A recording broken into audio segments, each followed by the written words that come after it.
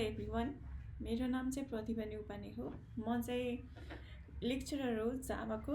अनि आज चाहिँ म जाभाको एकदम बेसिक सिकाउन गइरहेको छु। आज चाहिँ हामी इन्ट्रोडक्सनको मात्रै कुरा गर्छौँ। आज हामी धेरै डिटेलमा जाँदैनौँ। आज हामी जस्ट जाभाको बेसिक कन्सेप्टको बारेमा मात्रै कुरा गर्छौँ। अनि सबैभन्दा फर्स्टमा चाहिँ म मेरो नै इन्ट्रोडक्सन दिन्छु। म चाहिँ सफ्टवेयर इन्जिनियरिङमा ब्याचलर गरेको हो अनि कम्प्युटर इन्जिनियरिङमा मास्टर्स गरेको हो। अहिले चाहिँ म जाभा पढाइ पनि राखेको छु, प्लस आफूले पनि सफ्टवेयर डेभलपमेन्टको नै काम गर्छु।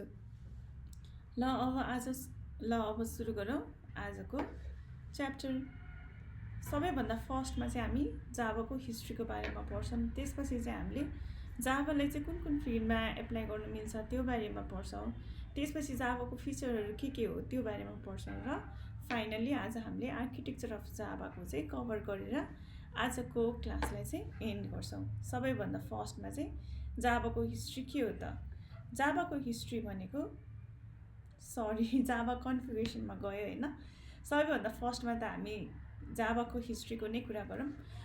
जाभा चाहिँ सबैभन्दा फर्स्टमा चाहिँ यसको नाम चाहिँ ओक थियो, किनकि जो जाभाको क्रिएटर हुनुहुन्थ्यो उहाँको अफिस बाहिर पनि एउटा ओकको ट्री रहेछ।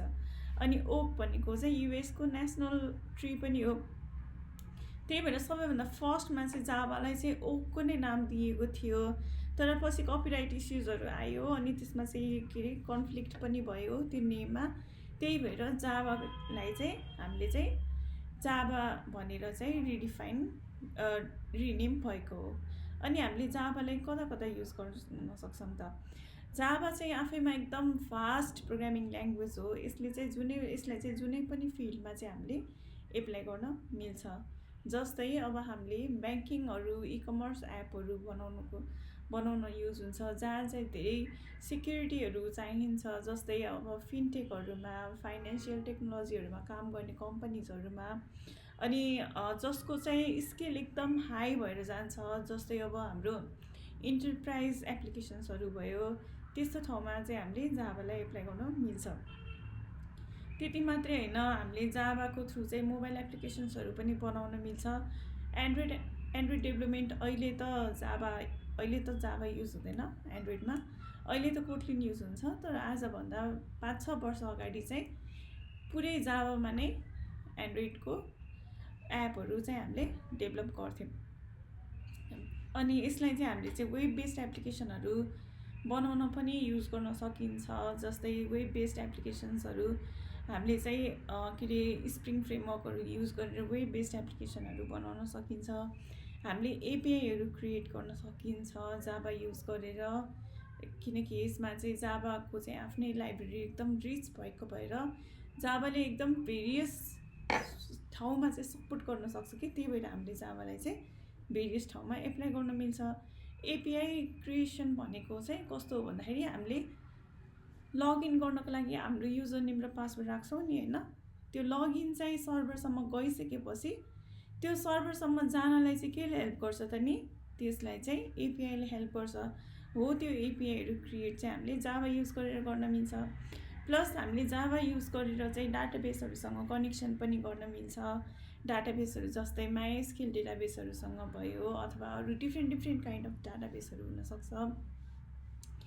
यस्तो डिफ्रेन्ट एप्लिकेसन्सहरू हुन्छ होइन। मेजर भनेको त यो फाइनेन्सियल टेक्नोलोजीहरूमा, अनि त्यसपछि इन्टरप्राइजेसहरूमा, अनि मोबाइल एप्लिकेसन डेभलपमेन्टहरूमा, वेब बेस्ड एप्लिकेसन डेभलपमेन्टमा, अनि प्लस डेस्कटप बेस्ड एप्लिकेसन डेभलपमेन्टमा पनि, अनि ब्याकएन्ड बेस्ड जस्तै सर्भरहरू क्रिएसनको लागि पनि हामीले चाहिँ जाभालाई चाहिँ युज गर्न मिल्छ।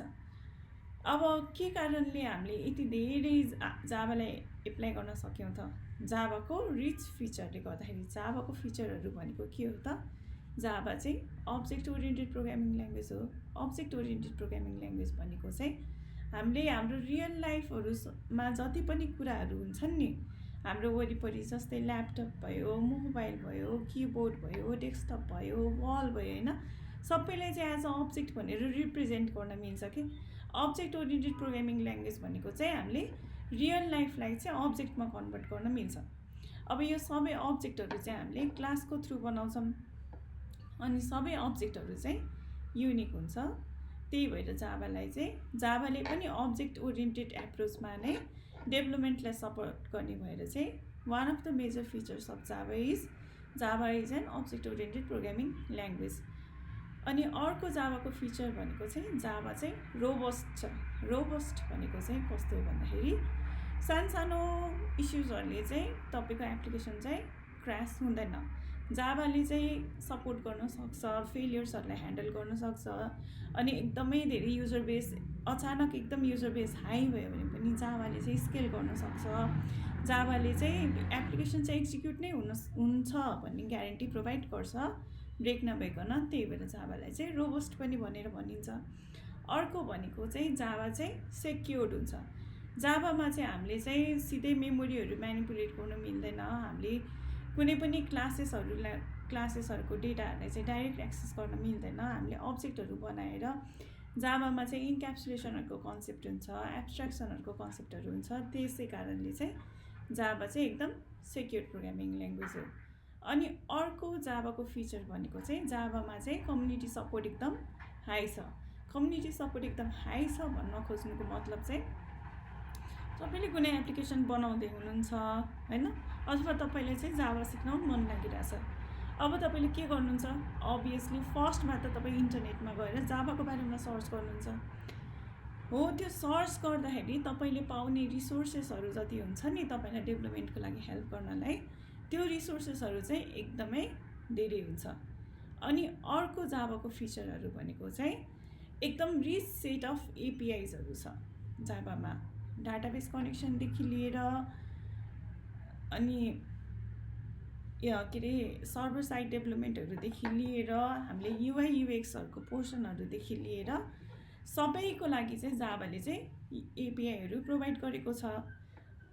अनि अर्को जाभाको फिचर भनेको चाहिँ जाभा चाहिँ लर्निङ पढ्न पनि सजिलो, सिक्न पनि सजिलो छ। जाभाको लर्निङ कर्भ चाहिँ एकदमै हाई छ। अनि अर्को भनेको आर्किटेक्चर अफ जाभा भनेको चाहिँ जाभा चाहिँ जेडिकेले भनेको हुन्छ। जेडिकेमा के हुन्छ त, जेडिके चाहिँ जेआरई र जेभिएम मिलेर बनेको हुन्छ। जेडिकेको फुल फर्म भनेको चाहिँ जाभा डेभलपमेन्ट किट हो। जाभा डेभलपमेन्ट किट भनेको हामीले जाभामा प्रोग्रामिङ गर्नुको लागि हामीले हाम्रो सिस्टममा के सेटअप गर्नुपर्छ त, त्यसलाई चाहिँ हामीले जेडिके भनेर भन्छौँ। त्यो के अरे इन्स्टल गर्नुपर्छ हाम्रो सिस्टममा। सिस्टम भनेको ल्यापटप अथवा डेस्कटप कम्प्युटर पनि हुनसक्छ हो। त्यो हामीले जाभामा कुनै पनि एप्लिकेसनहरू बनाउनको लागि हामीले सिस्टममा के सेटअप गर्नुपर्छ त्यसलाई चाहिँ हामीले चाहिँ जेडिके भनेर भन्छौँ। जेडिकेभित्र चाहिँ जाभा रन टाइम इन्भाइरोमेन्ट र जाभा भर्चुअल मेसिन हुन्छ। जेभिएमको काम भनेको चाहिँ डेभलपरले बनाएको कोडलाई चाहिँ बाइट कोडमा कन्भर्ट गरिदिने हो। अनि जेआरईको काम भनेको चाहिँ त्यो बाइट कोडलाई चाहिँ रन गरेर देखाइदिने हो। त्यही भएर जाभालाई चाहिँ हामीले अनि यो आर्किटेक्चर जाभा चाहिँ प्लेटफर्म इन्डिपेन्डेन्ट हुन्छ र मेसिन इन्डिपेन्डेन्ट हुन्छ। प्लेटफर्म इन्डिपेन्डेन्ट र मेसिन इन्डिपेन्डेन्ट भनेको चाहिँ मैले म्याकमा प्रोग्राम बनाउँदैछु, त्यो प्रोग्राम चाहिँ मैले विन्डोजमा रन गर्न पनि मिल्यो, और मैले त्यही प्रोग्राम चाहिँ लिनक्समा रन गरिदिन पनि मिल्यो। त्यसलाई चाहिँ हामीले प्लेटफर्म, त्यस्तो खाले प्रोग्रामलाई चाहिँ हामीले प्लेटफर्म इन्डिपेन्डेन्ट भनेर भन्छौँ। अब यो प्लेटफर्म इन्डिपेन्डेन्ट कसरी हुन्छ त, जेभिएमको थ्रु हुन्छ। जेभिएम र जेआरई त्यसको बारेमा चाहिँ हामी अब डिस्कस गर्नेवाला छौँ होइन। यति चाहिँ भयो। अब यसमा पनि तपाईँहरूलाई केही प्रब्लम पर्यो भने चाहिँ कमेन्टमा लेख्नु होला। अब चाहिँ म यो स्लाइडबाट अगाडि बढेँ है त। अब आज हामीले जाभाको बारेमा जाभालाई चाहिँ कसरी हाम्रो सिस्टममा सेट गर्नुपर्छ भनेर सिक्छौँ। त्यसपछि क्लासेसहरूको बारेमा, अब्जेक्ट्सहरूको बारेमा, कन्स्ट्रक्टर्स र प्याकेजेसहरूको बारेमा, यो सबैको बारेमा हामी डिटेलमा चाहिँ जाँदैनौँ। आज चाहिँ हामीले चाहिँ बेसिक कुरा मात्रै गर्ने हो होइन। अनि त्यो बेसिक कुरा गरिसकेपछि हामी क्लासेस, अब्जेक्ट्स, कन्स्ट्रक्टर, प्याकेजेसहरूको बारेमा चाहिँ नेक्स्ट क्लासमा चाहिँ डिटेलमा हेर्छौँ। आज चाहिँ हामीले कति मात्रै गरौँ भन्दाखेरि जाभालाई चाहिँ हाम्रो सिस्टममा सेट मात्रै गर्न सिकौँ है त। अब जाभालाई सेट गर्नको लागि चाहिँ हामीले चाहिँ के गर्नुपर्छ भन्दाखेरि सबैभन्दा फर्स्टमा चाहिँ हामीले चाहिँ ओराकलको फ्रीवाला जाभालाई चाहिँ डाउनलोड गरेर सिस्टममा चाहिँ इन्स्टल गर्ने। अनि जाभालाई चाहिँ इन्स्टल मात्रै गरेर हुँदैन है, जाभालाई चाहिँ कन्फिगर पनि गर्नुपर्छ। त्यसपछि अर्को काम भनेको चाहिँ हामीले चाहिँ अब जाभालाई इन्स्टल पनि गऱ्यौँ, त्यसपछि हामीले जाभालाई चाहिँ सेट पनि गऱ्यौँ हाम्रो सिस्टममा होइन। त्यति नै इनफ हुन्छ त डेभलपमेन्ट गर्नुको लागि? हुँदैन, हामीले कतै न कतै गएर कोड पनि लेख्नु पर्यो। र अहिले जाभाको लागि सबैभन्दा धेरै चलेको भनेको चाहिँ इन्टेलिजे आइडिया हो।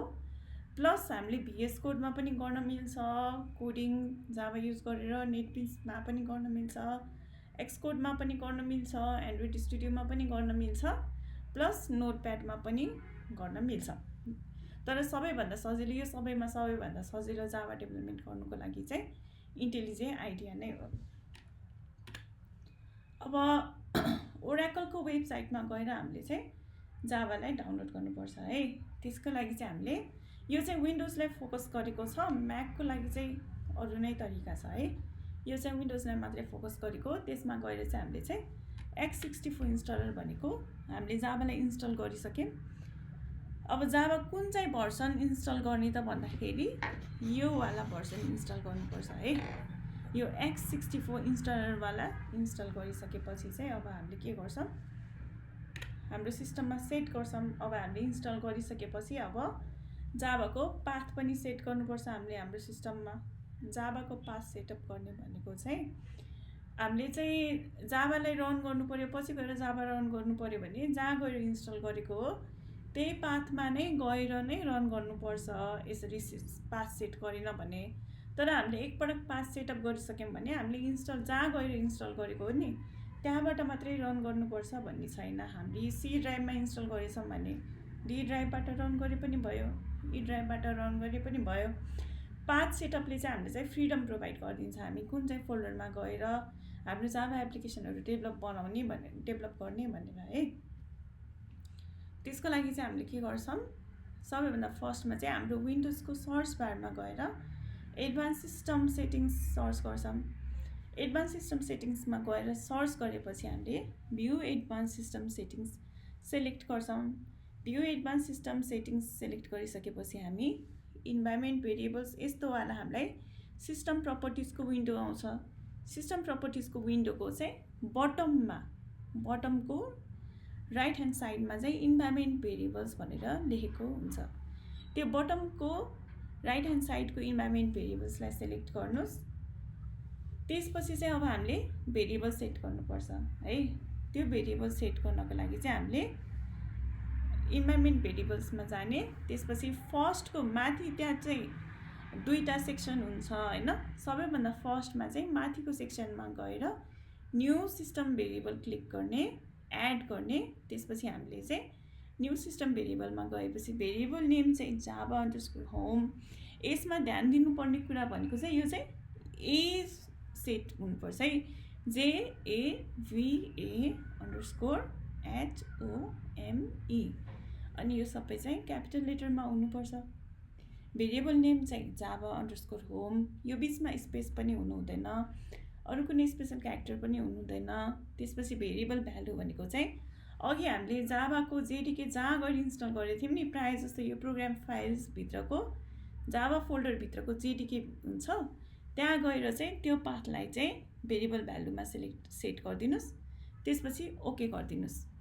अब ओके गरिदिसकेपछि हाम्रो माथिको सेक्सनको काम सकियो। अब तलको सेक्सनमा हेर्नुभयो भने तपाईँले त्यहाँ एउटा पाथ भन्ने सिस्टम भेरिएबल देख्नुहुन्छ है। अब त्यो पाथलाई सेलेक्ट गर्नुहोस्, त्यसपछि एडिटमा क्लिक गर्नुहोस्। एडिटमा क्लिक गरेपछि एडिट इन्भाइरोमेन्ट भेरिएबल्स भन्ने एउटा नयाँ विन्डोज आउँछ। त्यो नयाँ विन्डोज आइसकेपछि चाहिँ हामीले के गर्ने, त्यहाँ गएर चाहिँ न्यूमा सेलेक्ट गर्ने। न्यूमा सेलेक्ट गरिसकेपछि चाहिँ हामीले चाहिँ एउटा नयाँ फिल्ड, नयाँ पाथ राख्ने ठाउँ आउँछ। त्यसमा चाहिँ अघिकै %जाभा अन्डरस्कोर होम %/bin भनेर राखिदिने। त्यसपछि ओके गरिदिने। अब तपाईँको के भयो, जाभाको पाथ सेट भयो। अब हामीले जाभाको पाथ सेट गरिसकेपछि हामीले हाम्रो कमान्ड लाइनमा गएर इको $जाभा होम गऱ्यो भने चाहिँ हाम्रो जाभाको पाथ देखिन्छ। अब हामीले जाभाको पाथलाई चाहिँ इफेक्टिभ गर्नको लागि चाहिँ एकपटक सिस्टमलाई रिस्टार्ट गरिदिने अर लगआउट गरेर लगइन गऱ्यो हुन्छ। यति गरिसकेपछि चाहिँ हाम्रो जाभाको पाथ चाहिँ सेट हुन्छ। आजलाई चाहिँ यति नै है त। नेक्स्ट क्लासमा भेटौँला। By by.